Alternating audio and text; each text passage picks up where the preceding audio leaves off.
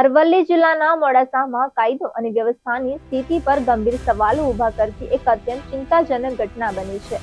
અહીં એક યુવકને પ્રેમ લગ્ન કરવા બદલ તાલિબાની સજા આપવામાં આવી છે.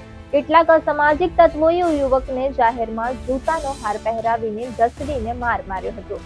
યુવકની પત્નીએ ન્યાયની માંગ કરી. ઘટનાને લઈ સમગ્ર પંથકમાં ભયનો માહોલ ફેલાયો છે.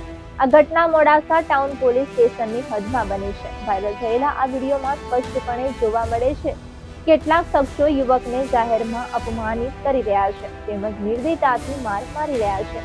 આશ્ચર્યની વાત એ છે કે આસપાસ ઉભેલા લોકોએ યુવકને બચાવવાને બદલે વિડીયો ઉતારવામાં વ્યસ્ત હતા.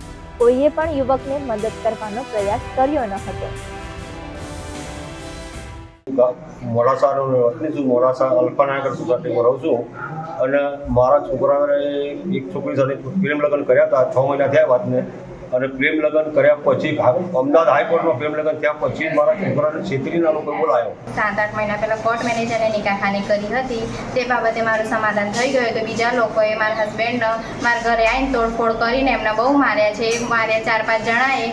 સિંધી ઇલિયા જાકીરભાઈ, સિંધી અયાન જાકીરભાઈ, સિંધી સમદ રફીકભાઈ, સિંધી સમસુદ્દીન, જામુ મિયા, સિંધી માહિર સલીમભાઈ, સિંધી સાજિદ સાબિર મિયા, આટલા લોકોએ અને સિંધી કમરુદ્દીનભાઈ મહેમૂદ બી આટલા લોકોએ મારા હસબન્ડને બહુ માર્યા છે.